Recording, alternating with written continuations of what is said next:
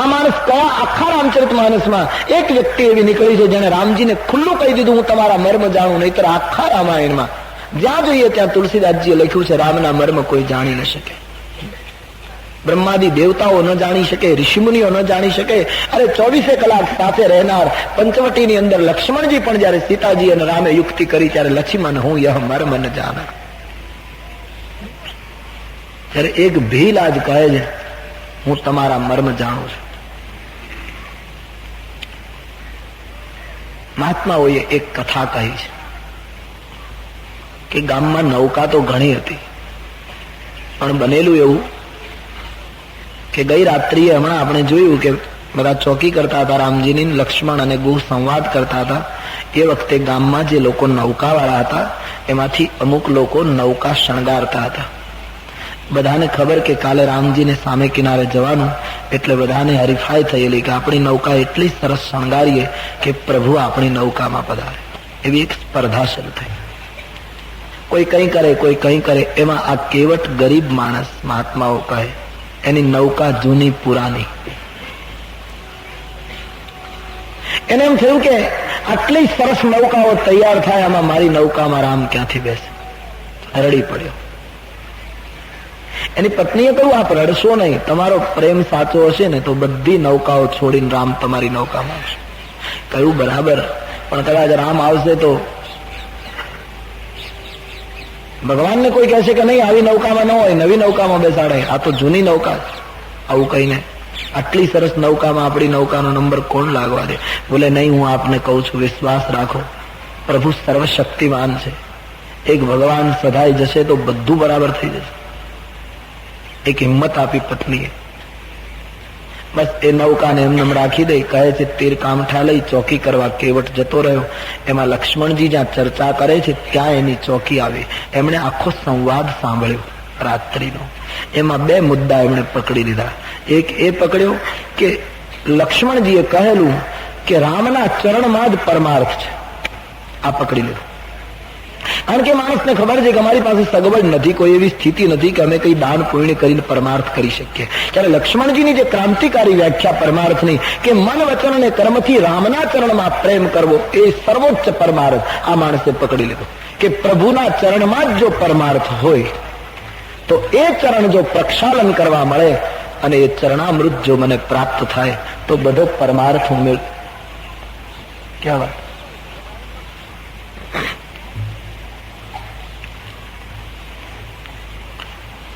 તો ભગવાનના ચરણમાં જો પરમાર્થ હોય તો એ ચરણ પ્રક્ષાલન કરવાનો મને અવસર પ્રાપ્ત થાય તો એ બધો જ પરમાર્થ મને મળે. બીજું, રામ બ્રહ્મ છે આ એને સાંભળ્યું, એટલે કે રામનો મર્મ જાણી ગયો કે આ સાક્ષાત બ્રહ્મ છે. રામાયણનું એક પાત્ર એવું દેખાય છે કે જ્ઞાન ભાન ભકર્મ ત્રણેયમાં પૂર્ણ ઉતર્યું છે. આના જેટલું જ્ઞાન ભલે એને શાસ્ત્રો નથી આવડતા, પણ આના જેવો જ્ઞાની કોણ કહેવાય જે ઈશ્વરનો મર્મ જાણી ગયો? એના જેવો જ્ઞાની કોણ? શાસ્ત્રના મર્મ જાણે એ પંડિત વિદ્વાન કહેવાય, પણ ખુદ પરમાત્માનો મર્મ જે જાણી ગયો એના જેવો જ્ઞાની કોણ?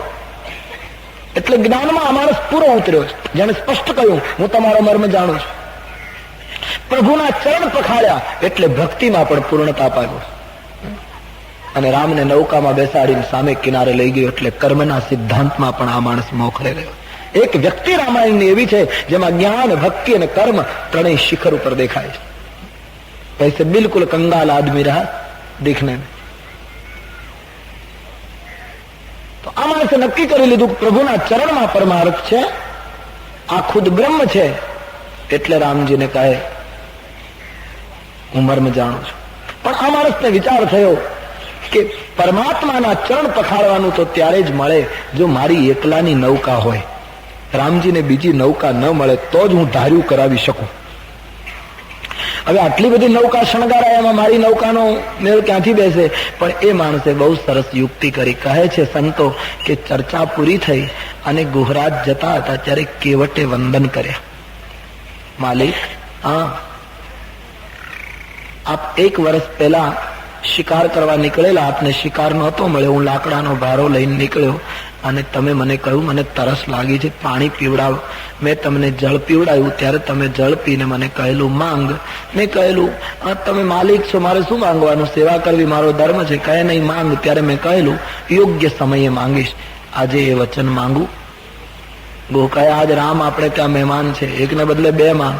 બોલે બે નહીં એક જ, અને તે પણ મારું પેલું ભૂતકાળનું માંગણું છે તે. હા બોલે માંગ. કહે તો એક વચન આપો. શું? હમણાં સૂર્યોદય થાય એ પહેલા તમે ગામના માલિક છો, તમારો હુકમ બધાએ પાળવો પડે છે, એટલે એક કામ કરો, ગામમાં ઢોલ પીટાવી દો અને જાહેરાત કરાવી દો કે આજ સૂર્યોદય થાય અને સૂર્યાસ્ત થાય ત્યાં સુધી ગંગાને કિનારે કેવટ સિવાય કોઈએ નૌકા લાવવાની મનાઈ છે. મહારાજ મારા સિવાય કોઈની નૌકા ના આવે એવું સાંજ સુધી કરી નાખો.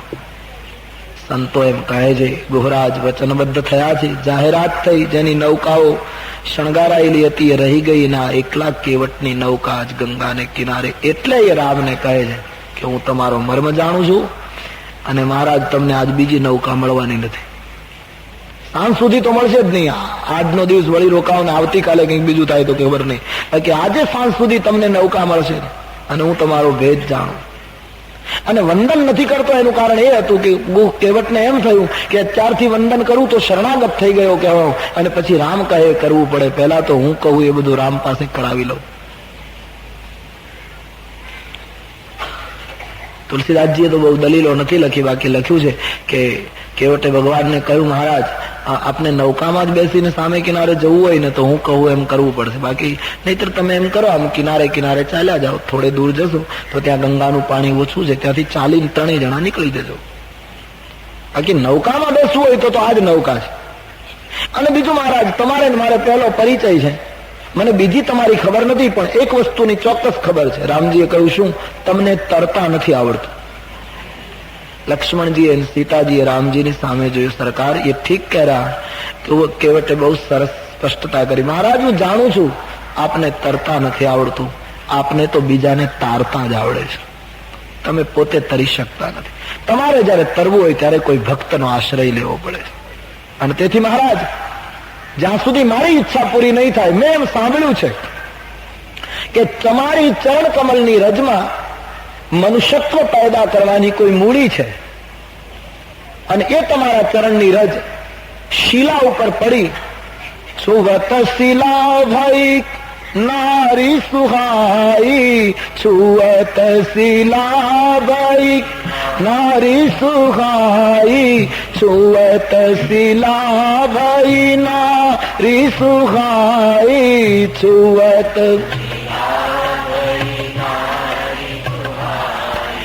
પાહન તેન કાઠ કઠિનાઈ, પાહન તેન કાઠ કઠિનાઈ, પાહન તેન કાઠ કઠિનાઈ, પાહન તે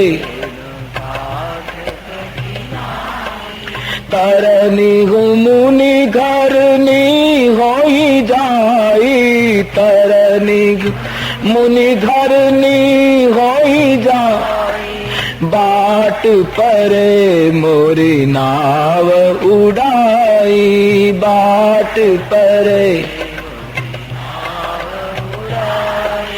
બાટ પરે મોરી નાવ ઉડાઈ.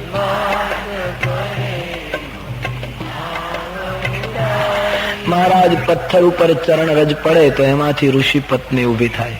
આ તો લાકડું છે, પથ્થર કરતા તો પોચું હોય લાકડું, અને એમાં આ તો ગંગાના પાણીમાં રહી રહીને વધારે પોચું થયેલું છે, વધારે નરમ થઈ ગયેલું છે, અને એમાં તમારી ચરણ રજ પડે અને આમાંથી જો ઋષિ પત્ની ઉભી થાય તો એક તો મહારાજ આજીવિકાનું સાધન તૂટે, ઘરમાં એક સંખ્યા વધે, અને એ પણ પાછી ઋષિ પત્ની, એ અમારી સાથે તો રહે નહીં, એ તો છૂતાછૂતમાં માને, એટલે એને જુદું મકાન બનાવવું પડે, એને સીધો સામગ્રી અમારે આપવો પડે, એમાં અમારી ભૂલ થાય તો એ શાપ આપે.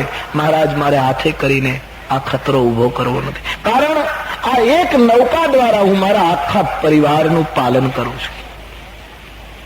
મારું આજીવિકાનું સાધન માત્ર નૌકા છે. હું આ સાધન સિવાય જીવનમાં બીજું કશું જાણતો નથી. ઉસકા એક ગર્ભિત અર્થ વિરહ. આ માણસે એમ કહ્યું કે નૌકામાં માણસને બેસાડીને સામે કિનારે પહોંચાડવા અથવા તો સામેથી લઈ આવવા, આ સાધન સિવાય મને બીજું કશું આવડતું નથી. યાની કેવટ ભગવાનને એમ કહી રહ્યો છે કે મહારાજ, મેં લોકોને નૌકામાં બેસાડીને તારવાનું જ કામ કર્યું છે. મને લોકોને તારતા જ આવડે છે, મેં કોઈને ડૂબાડ્યા નથી. મેં સમાજની અંદર, જગતની અંદર મારા સ્વાર્થ માટે કોઈને ડૂબાડ્યા નથી, મેં બધાને તાર્યા છે પ્રભુ. માટે આપને એટલું જ કહેવાનું કે આપને ખરેખર સામે કિનારે જવું હોય કે જો પ્રભુ અવસી પાર, આપને ખરેખર સામે કિનારે જો જવાની ઈચ્છા હોય તો પદ પદ્મ પખારન કહો, તો તમે મને ચરણ કમળ ધોવાનું કહો. કેટલો મક્કમ માણસ હશે. એમણે રામને એમ કહ્યું કે ખરેખર સામે કિનારે તમારે જવું જોઈએ તો તમે ચરણ ધોવાનું મને કહો. હું તમારી પાસે ભીખ નહીં માંગુ કે તમે મને પગ ધોવા દો. તમારે સામેથી કહેવાનું કે ભાઈ પગ ધોઈ લે. બાકી હું હાથ જોડીને તમારી પાસે ભીખ માંગુ એવો કંગાળ, મહારાજ ભલે મારા કપડા નથી, ફાટેલા છે, પણ હું ભીખ નહીં માંગુ. કેટલી મસ્તી હશે આ માણસની, કેટલી ઊંચી ભક્તિ. પ્રભુને કહ્યું તમારે સામેથી કહેવાનું. રામચરિત માનસના આધારે પગ મને ધોવા દો એ પંક્તિ અસંગત છે. ઠીક છે, ભજન છે, સારું પદ છે, આપણે ગાઈ લઈએ, એક વાત જુદી. બાકી કેવટ ભગવાનની પાસે પગ ધોવાની માંગણી કરે એવો માંગણી કરનારો આ ભક્ત નથી. એમણે રામને કહ્યું તમે સામેથી કહો પગ ધોઈ લે, હું ભીખ નહીં માંગુ. માંગ્યું છે તમે, શરૂઆત માંગવાની તમે કરી, મારે માંગવાનું હોય નહીં, મારે તો દાતારી કરવાની છે. આપ સામેથી કહો પગ ધોઈ લે. હજુ અહીંયા સાંજ સુધી છું મહારાજ, તમે ત્રણેય જણા વિચાર કરી લો, વાતચીત કરી લો, પછી એવું લાગે એટલે કહો, એટલે પગ હું ધોઈ લઉં અને પછી આપને નૌકામાં બેસો. અને હા, એક બીજી પણ સ્પષ્ટતા કરી દઉં. કદાચ તમને એમ હોય કે નૌકામાં બેસાડ્યા પછી સામે કિનારે લઈને એમ કહેશે કે સામાન્ય માણસ આટલા પૈસા આપે, તમારે આટલી ઉતરાય આપવી પડશે, અને પછી તમને ઉતરાય આપવાની મુશ્કેલી હોય તો હું તમને પ્રથમ સ્પષ્ટતા કરી દઉં, ઉતરાયનો એક પૈસો નહીં લો. મારે આપની ઉતરાય લેવી નથી મારા, કારણ કે મને ખબર છે કે તમે ઉતરાય ચૂકવી શકો એવું કઈ માએ તમારી પાસે કઈ રહેવા દીધું નથી. તમે વલકલ પહેરીને આવ્યા છો. અને બીજું કારણ એ મહારાજ, ઉતરાય ચૂકવવાની સગવડ તમારી પાસે હોય તો તમે મારી પાસે નૌકા માંગો નહીં, તો તમે હુકમ કરો કે નૌકા તારે જે લેવું એ લે, અમને બેસાડી દે. પણ તમે માંગણી કરી એનો અર્થ ઉતરાય ચૂકવવાની તમારી પાસે સગવડ નથી. અને ત્રીજું, મહારાજ હું ઉતરાય નહીં લઉં, કારણ કે અમે બધાના પૈસા લઈએ છીએ, પણ ઉદાસીન વેશમાં જે લોકો આવે, મહાત્માના મુનિના વેશમાં જે આવે, એના પૈસા અમે લેતા નથી. આ અમારો પરમાર્થ છે. 7-8 ફેરા ગ્રહસ્થોના બધા માણસોના કરીએ, એની ઉતરાય લઈએ, પણ પછી વળી કોઈ મહાત્મા આવી જાય, કોઈ ઉદાસી આવે, એને એમને ફેરો કરાવી દઈએ, એટલે અમારું એટલું સત્કાર્ય. અમે મહાત્માઓના પૈસા લેતા નથી, એટલે હું ઉતરાય નહીં લઉં. ખાલી તમારે મને પગ ધોવાનું સામેથી કહેવાનું, પદ કમલ ધોઈ ચઢાઈ નાવન નાથ ઉતરાઈ ચાહો મોહી રામ રાઉરી આન દશરથ સપથ સબ સાચિત કહો પદ કમલ ધોઈ ચઢાઈ નાથ ઉતરાઈ. મહારાજ ચરણ કમલ ધોવાની આપ મંજૂરી આપો, નૌકામાં બેસાડીને સામે કિનારે ઉતારી દઉં, ઉતરાઈનો પૈસો નહીં લઉં, અને મારા વચન ઉપર વિશ્વાસ ન આવતો હોય તો મને તમારા સોગંદ અને તમારા પિતા દશરથજીના સોગંદ પૈસો નહીં લઉં. રામના અને દશરથજીના સોગંદ જયારે બોલ્યો છે ત્યારે લક્ષ્મણજીથી સહન ન થયું. લક્ષ્મણજીનો ઉગ્ર સ્વભાવ, એકદમ નેત્રો લાલ થઈ ગયા કે તારી આ હિંમત, તું ક્યારનો રામજીની સામે ચર્ચા કરે કે તમને તરતા નથી આવડતું, તમે માંગણી કરી છે ને તમારી પાસે ઉતરાઈ ચૂકવવા જેવું કઈ છે નહીં, તમારે સામેથી પગ ધોવાનું કહેવું પડશે ને, ક્યારના અમે સહન કરીએ છીએ, ત્યાં સુધી વાંધો નહીં, પણ તું રામના અને પિતાના સોગંદ. લક્ષ્મણજી એકદમ ગુસ્સે થયા છે. એના ભાથામાંથી લક્ષ્મણે કેવટને મારવા માટે તીર ખેંચ્યું છે. પોણા ભાગનું તીર લક્ષ્મણના ભાથામાંથી બહાર નીકળી ગયું, અને કેવટે જોયું કે નાના ભાઈનો મગજ જરા તેજ લાગે છે, પણ બહુ મોટો વ્યંગ કર્યો. મહારાજ, મેં તમારી સાથે થોડી ચર્ચા કરી એટલે તમારા ભાઈ ગુસ્સે થયા છે ને એમણે મને મારવા માટે તીર ખેંચ્યું છે. પણ મહારાજ એક વાત કહું, શું?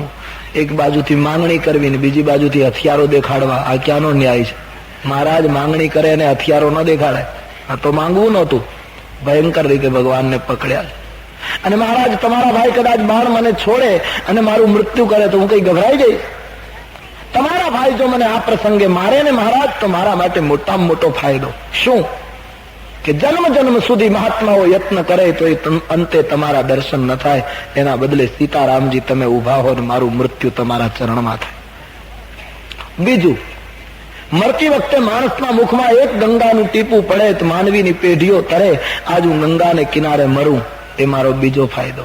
અને મહારાજ, બધા કરતા મોટો ફાયદો એ કે જો તમારા ભાઈ બાણ મારે ને મારું મૃત્યુ થાય તો પછી મારી પત્ની ને મારું કુટુંબ ને બધા રડતા રડતા આવશે. તમારો સ્વભાવ જરા કોમળ છે એટલે બધા રુદન કરતા હશે, એટલે તમને દયા આવશે. અને દયાને આધીન થઈને બધાને રાજી કરવા માટે મારી સ્મશાન યાત્રામાં તમારે હાજરી આપવી પડશે.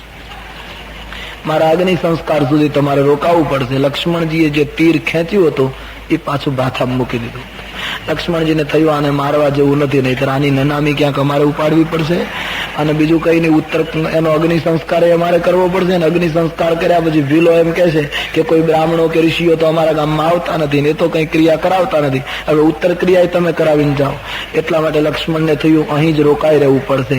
લક્ષ્મણજીએ બાણ પાછું ભાથામાં મૂક્યું. લક્ષ્મણ શેષ નારાયણનો અવતાર છે. શેષનાગ, નાગ એ કાળનું સ્વરૂપ છે.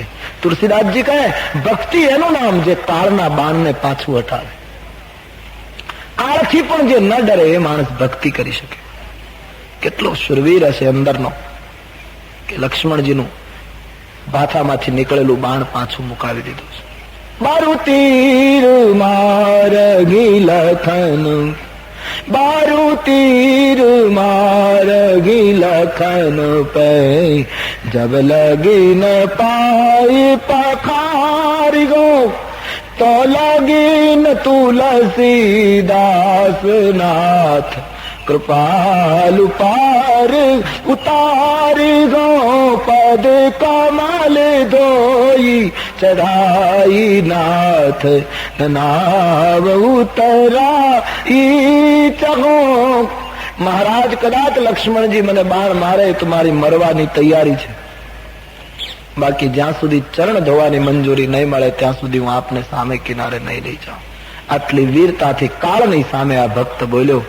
સુની કે વટકે બેન પ્રેમ લપેટે, અટપટે બિહંસે કરુણા એન ચિતઈ જાનકી લખંતન. પ્રેમમાં લપેટાયેલા, સમજવામાં અટપટા એવા કેવટના વેણ સાંભળતા ભગવાન રામજી ખડખડાટ હસી પડ્યા. એકદમ મુક્ત હાસ્ય ભગવાન હસ્યા. સીતા અને લક્ષ્મણની સામે જોઈને કેવટનું નિવેદન સાંભળ્યા પછી ભગવાન હસ્યા. સંતો નિર્ણય આપે છે કે ભગવાન હસ્યા એનું કારણ શું, અને સીતા અને લક્ષ્મણની સામે જોઈને શું કામ હસ્યા? એક સંત કહે ભગવાન સીતાજીની સામે જોઈને એટલા માટે હસ્યા કે ભગવાન સીતાજીને કહે છે, દેવી તમારા જેવી સુંદરી તમારા પિતાએ મને કન્યાદાનમાં આપી, છતાં મેં ખાલી મારા જમણા પગનો એક અંગૂઠો જ એમને ધોવા દીધેલો, અને આ માણસ આપવાનો કાંઈ નથી ને બંને પગ આખે આખા ધોઈ નાખવાનું છે. એટલે રામને હસવું આવ્યું. અથવા તો એક સંત કહે નહીં, લક્ષ્મણજીની સામે જોઈને રામ હસ્યા હતા. લક્ષ્મણજીને બચપણમાં એવી ટેવ હતી, રામજી જે પારણામાં સુવે એ જ પારણામાં સાથે સુવું. જો લક્ષ્મણજીને જુદા સુવાડવામાં આવે તો આખા ઘરને એ જગાડે, ખૂબ તકરાર કરે, ખૂબ રડે. એટલે એક જ પારણામાં બંને ભાઈઓને સુવાડવામાં આવતા બચપણમાં. અને એક પારણામાં સુવડાવે ત્યારે રામના ચરણ જે બાજુ હોય એ તરફ લક્ષ્મણજીનું મસ્તક રાખવામાં આવે, કારણ કે લક્ષ્મણજીને સૂતી વખતે રામના પગનો અંગૂઠો ચૂસવાની આદત હતી. ભગવાનનો અંગૂઠો ચૂસે તો જ નિદ્રા આવે. જે દિવસે અંગૂઠો ન મળે ત્યારે આખી રાત બધાને જગાડે. રામે લખનને કહ્યું, લખન બચપણની આદત યાદ છે, એક અંગૂઠો નહોતો મળતો તો તું આખા ઘરને જગાડતો હતો, આજ તારે તીર પાછું ભાથામાં મૂકી દેવું પડ્યું, કઈ બોલાય એમ નથી, ના બંને પગ આખા લઈ જવાનું. એક સંત કહે નહીં, રામજી હસ્યા સીતા અને લક્ષ્મણ બંનેની સામે સંયુક્ત રીતે જોઈ, જુદા જુદા નહીં, બંનેની સામે કઈક જોઈને હસ્યા.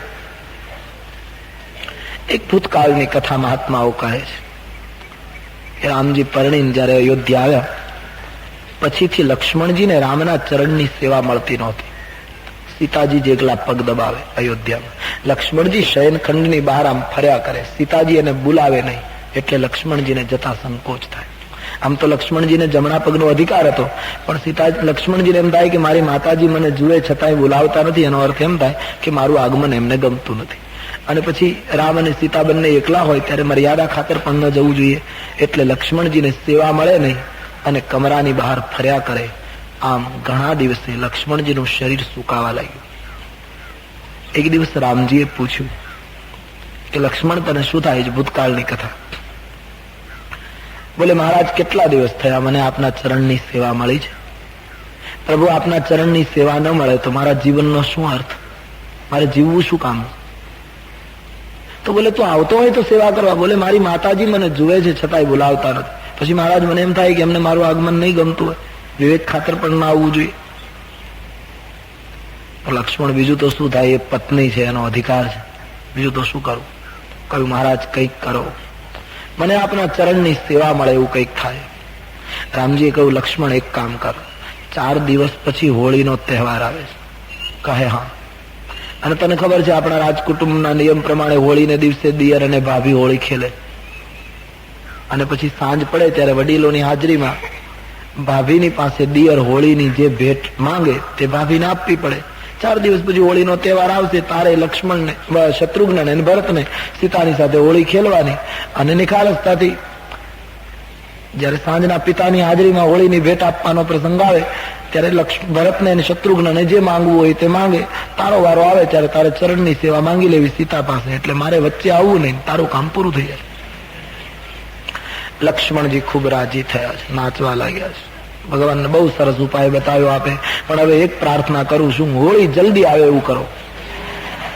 કઈ એ તો જેમ આવે એમ આવે. લક્ષ્મણજીએ હોળીના જાપ શરૂ કર્યા કે જેમ બને એમ જલ્દી હોળી આવે.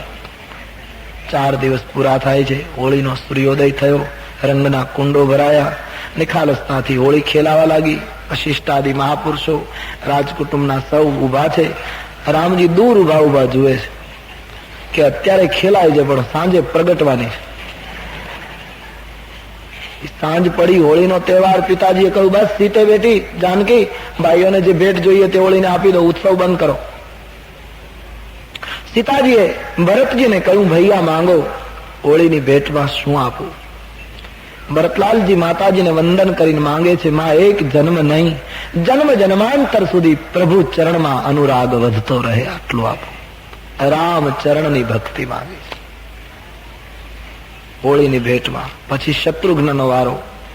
સીતાજીએ શત્રુઘ્નજીને પૂછ્યું તમને શું આપું ભૈયા? શત્રુઘ્નજીએ કહ્યું માં, ભરત ભૈયાએ રામચરણની ભક્તિ માંગી છે તો હું એટલું માંગુ, હું જન્મ જન્મ ભરતના ચરણની ભક્તિ કર્યા કરું. એ રામની સેવા કરે તો હું રામ સેવકનો ભક્ત બની જાઉં. રામતે અધિક રામ કરદાસા.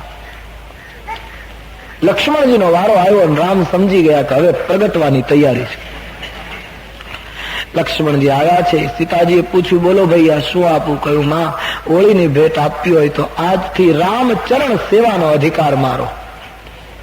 એ ચરણારવિંદનો અધિકાર જયારે માંગ્યો છે, સીતાજીને થયું કે આ તો બધું જ મારું જતું રહ્યું. એકદમ ચક્કર આવ્યા. જાનકીજી ધરતી ઉપર પડી ગયા, બે શુદ્ધ થઈ ગયા. જો ચરણની સેવા જતી રહે તો સીતાને થાય મારા ભાગમાં શું રહ્યું? કેટલું ઊંચું કુળ હશે! સેવા અને સમર્પણ સિવાય જે કુળમાં બીજો કોઈ વિચાર નહોતો. વૈદો હકીમો દોડી આવ્યા, ઘણું કરે પણ સીતાજીની મૂર્છા ઉતરે નહીં. દશરથજીએ લક્ષ્મણને કહ્યું લખાન તે શું માંગ્યું? સીતાને મૂર્છા કેમ આવી? બધાની આંખો લક્ષ્મણ ઉપર લાલ.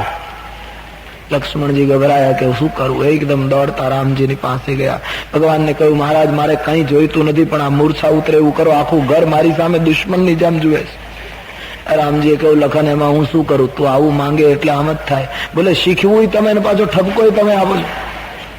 રામજીએ લક્ષ્મણને કહ્યું લક્ષ્મણ, આ તો પ્રેમ અને સમર્પણની તકરાર છે. આ કઈ વૈદ અને હકીમોથી ન સાજું થાય. પ્રેમીઓને કોઈ દવા કરી? પ્રેમના દર્દીને જગતમાં કોઈ ઔષધ મળતું નથી. સૂફીઓ કહે દર્દ વોહી હૈ જો જિંદગી ભર દર્દ બના રહે.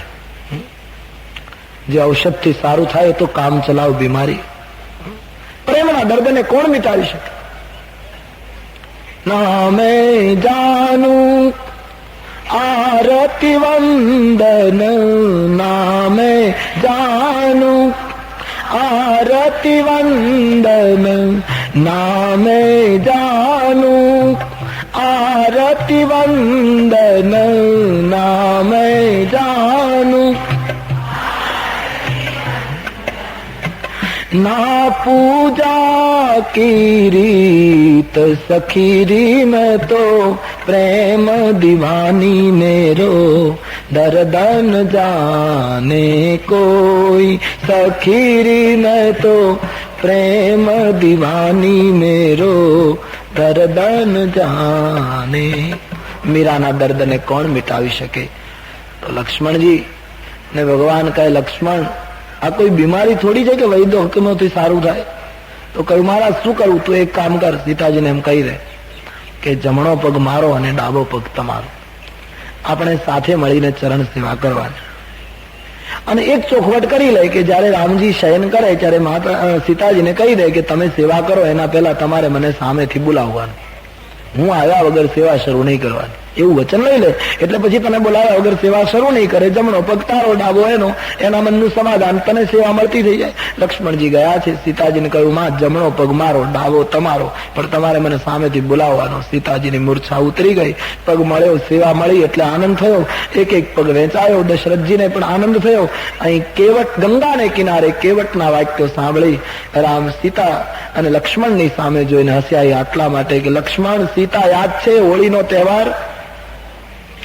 એક એક પગ માટે તમે બંને તકરાર કરતા હતા અને આજ બંને જણને ઉભા રહેવાનું ના, એકલો બંને પગ લઈ જાય, જેની વહેંચણી આપણે કરી જ નહોતી. એટલા માટે હસ્યા. એક સંત કહે નહીં, રામજી હસ્યા એનું એક ચોથું કારણ, એ પ્રસિદ્ધ કથા કે કેવટ ગયા જન્મમાં સમુદ્રનો જીવ હતો. મહાત્માઓ કહે સમુદ્રનો કાચબો હતો, જળચર જીવ હતો ગત જન્મમાં, આ ભીલ. એમાં એક દિવસ સમુદ્રમાં ભગવાન ક્ષીરસાગરમાં શેષની પથારી ઉપર સૂતા છે.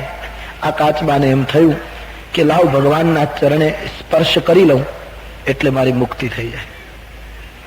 તો શેષની પથારી ઉપર ચડતો ચડતો એ જીવ ભગવાનના ચરણે અડવા ગયો. એમાં શેષનારાયણનું ધ્યાન ગયું. એને થયું કે પ્રભુની નિદ્રામાં આ જળચર વિઘ્ન કરશે, એટલે ફેણ મારી એમણે કાચબાને પાણીમાં ફેંકી દીધું.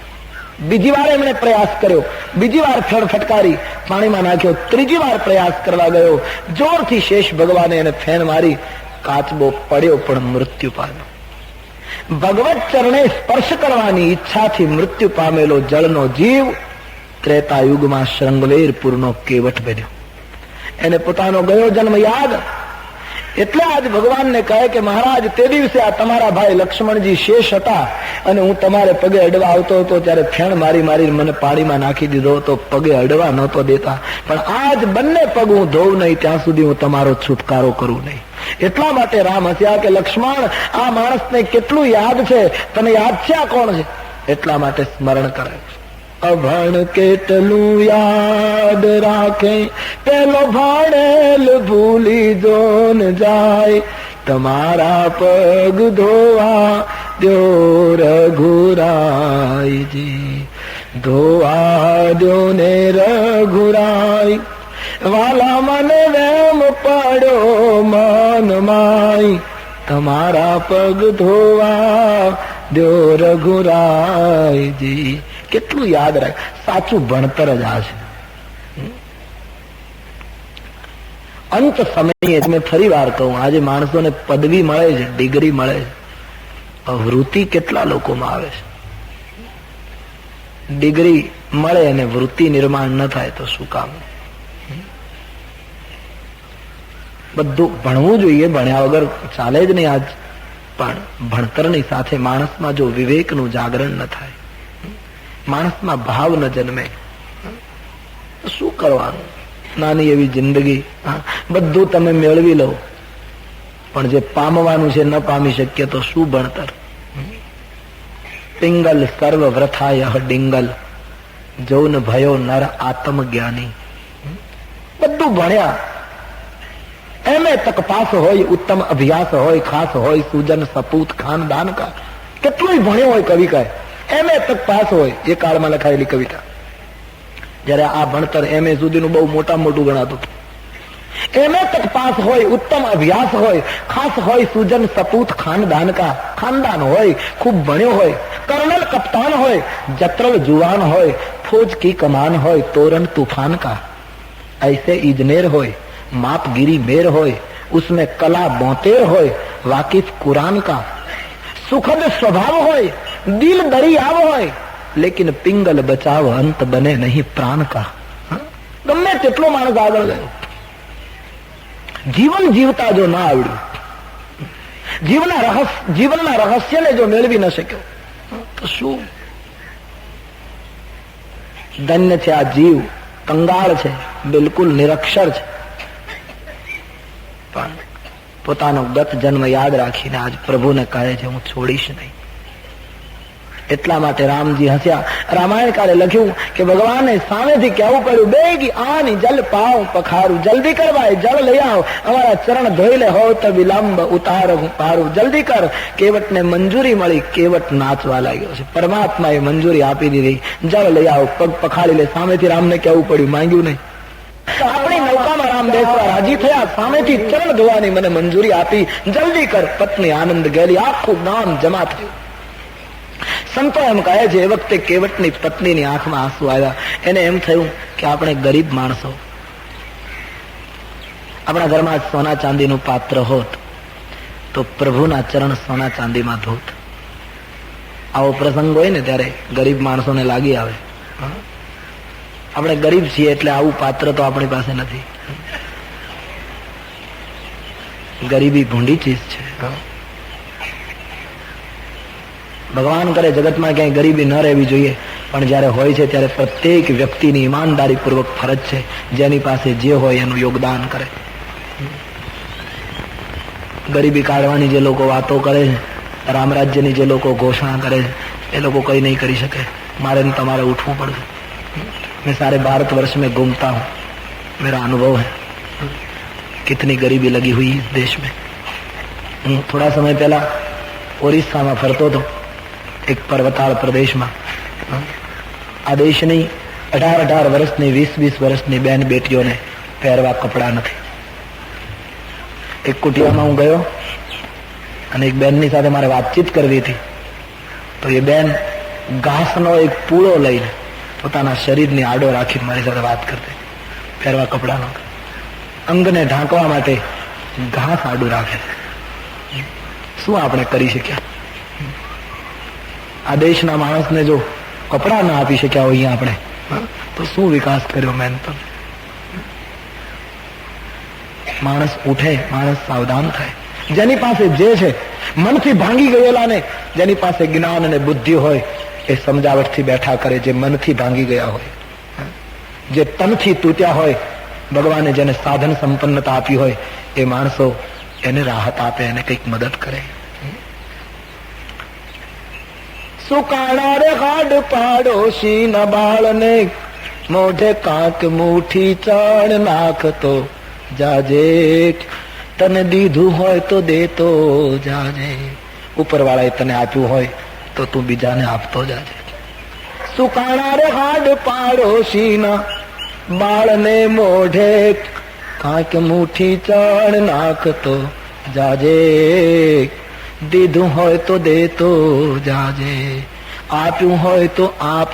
તમે દક્ષિણ ભારતમાં ફર્યા હશે ને ખબર હશે, દક્ષિણ ભારતમાં કોઈના લગ્ન હોય ને, અને પછી લગ્નના જમણવાર પછીનો ભાત અને રસમ કે એ લોકોનો જે ખોરાક છે બધો, એ લોકો જે પાત્રમાં બધું આમ ફેંકી દે, કુંડામાં નાખી દે. મેં જોયું છે કે ભિખારીઓ અને કૂતરાઓ સાથે ખાતા. આ દશા છે આપણી. વિકાસના આંકડા અપાય છે સમાજમાં. રામરાજ્ય લાવવું હોય તો બીજી જગ્યાએ દ્રષ્ટિ બંધ કરી દો. રામરાજ્ય માટે સાધુ સંતો જે પ્રયાસ કરે છે એની સાથે જોડાઈ જાય.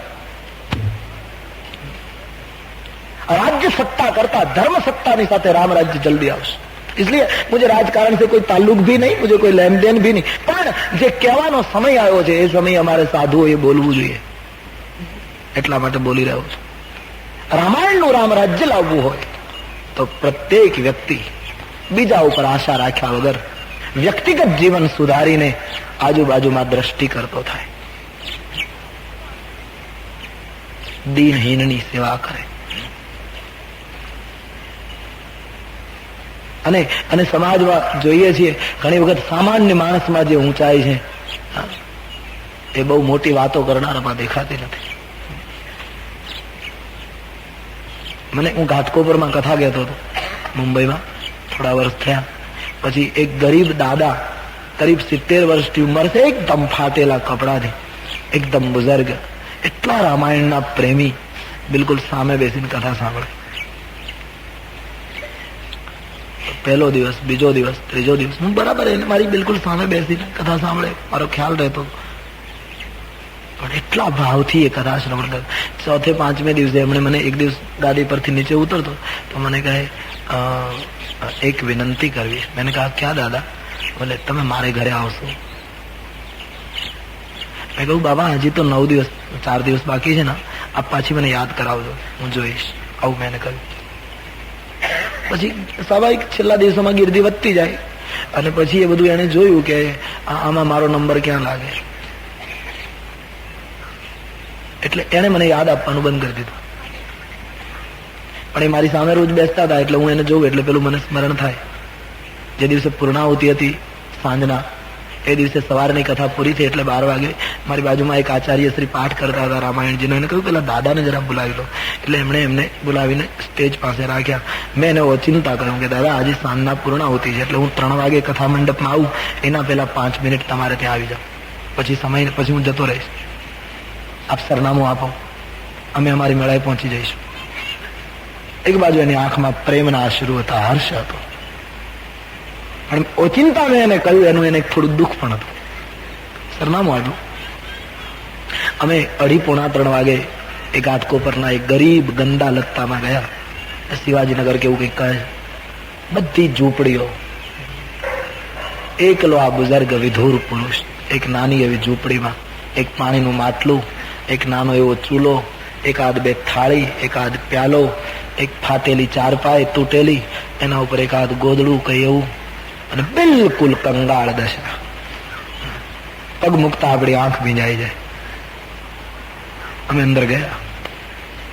એ માણસને શું કરવું એની કઈ ખ્યાલ નહીં, શું કરવું. અમે એના ખાટલા ઉપર બેઠા. મેં કહ્યું દાદા બીજું કંઈ કરવાનું નથી, આપ, હું અહીંયા આવી ગયો, મેં આ પાડી હતી એટલે આપ થોડું જળ આપી દો કાં તો કંઈક. એને 2-3 એલચીના દાણા કાઢ્યા. અમે એલચી લીધી. મેં કહ્યું તમે પછી મારી સાથે ગાડીમાં બેસી જજો કથા સ્થાન સુધી. करीब मैं न भूलता हूं तो 7-8 साल हो गई होगी. एमने एक चींथड़ी में 1 રૂપિયો રોકડો બાંધેલો એ છોડ્યો. જયારે જયારે પ્રસંગ કહું છું ત્યારે માણસ મારી સામે દેખાતો હોય. એ રૂપિયો એમણે પગમાં મૂક્યો, ભેટ ધરી અને રડી પડ્યો. મેં કહ્યું દાદા તમારે કઈ આપવાનું ન હોય, તમારે તો આશીર્વાદ આપવાનો હોય. પણ બહુ રડી પડ્યા એ વડીલ. મેં કહ્યું દાદા કઈ તમને મુશ્કેલી હોય તો હું કથાના આયોજકોને કહું, આપને કઈ મદદ કરે, કઈ થઈ શકે એવું હોય તો. બોલે ના. તો મેં કીધું શું કામ આપ રડો છો, આપનો ભાવને બોલે નહીં બાપુ એક દુઃખ છે. શું? મેં તમને આમંત્રણ આપ્યું ને કે તમે મારે ત્યાં આવશો, ત્યારે મેં એવો સંકલ્પ કરેલો કે આપ મારે ઘરે આવો તો મારે તમને 1.25 રૂપિયો ધરવો. પણ તમે આજ મને ઓચિંતું કહ્યું ને એટલે હું રૂપિયો જ મારી પાસે છે, મારી પાસે 25 પૈસા નથી. મારો સંકલ્પ પૂરો હું ન કરીશ. બસ યહી ઊંચાઈ હૈ હિન્દુસ્તાન की.